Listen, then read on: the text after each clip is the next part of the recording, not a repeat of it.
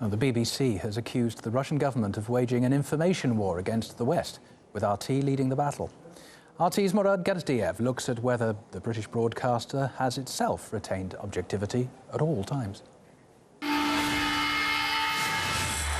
The BBC has long prided itself on its impartiality, but perhaps those days are gone. Case in point, a little article that's appeared on the BBC's website about RT, and having sat down to read it, wow, a scary little title to get you all nice and tense right off the bat. It tells you that I'm actually a Kremlin minion bent on stealing your trust. RT's funding, also a favorite topic in Western media. Russia significantly increased its spending on RT. The channel's budget rose 75%. If you came away thinking RT has more and more money to throw about, you've just fallen for the BBC's line. It's in dollars, which make up most of our spending. RT's budget has, in real terms, fallen by almost a quarter because the ruble has weakened significantly. So, no, the budget's not bigger. It's dropped. The article's writer then does his best to belittle RT's online success, which has left the BBC in the dust. He says our videos on YouTube, for example, aren't political or newsy enough, unlike the BBC's. But when it comes to the ice bucket challenge, President Obama seems cold on the idea. Good job.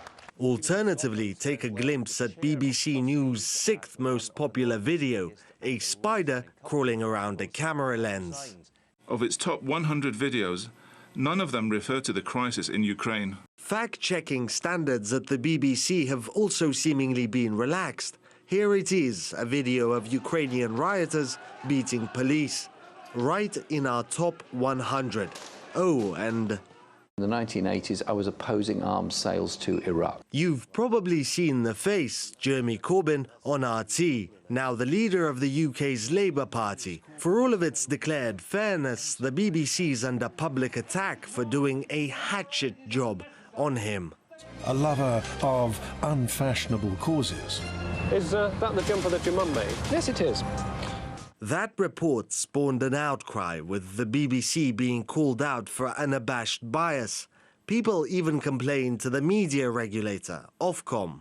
Well, the BBC has always said it's been neutral, and because it's a public broadcaster, because it gets money from the population, it has to be objective and be fair and balanced. But over the last decade or so, it's been accused of being biased and putting out views which they find acceptable. But what's with the newfound interest in RT?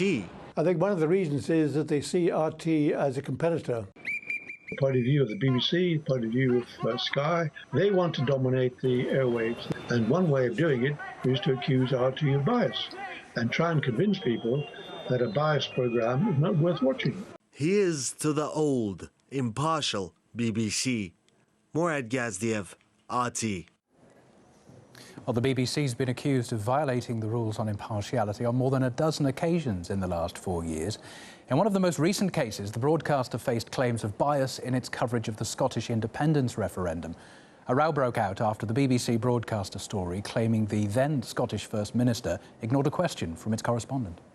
Why should a Scottish voter believe you, a politician, against men who are responsible for billions of pounds of profits? He didn't answer. Well, this is what was actually caught on camera. I'll correct you on a factual point, Nick. The corporation tax does not depend on registered office. Well, edited from the BBC report were Salmon's wordy response, as well as a heated exchange with the correspondent. The First Minister was actually repeatedly challenged with further questions, preventing him from moving on to other journalists. Well, Scotland's former First Minister is the latest guest on RT's Going Underground to discuss, among other things, the media coverage of last autumn's referendum. This was a blind spot for me. You see, I'd fought election after election, and in recent times pretty successfully. And although papers have been totally biased, fair enough, newspapers are able to be biased if they wish, but broadcasters have been pretty impartial. And I'd fought election campaign after election campaign, where the only complaint I had with broadcasting was not being on enough, which is different from bias.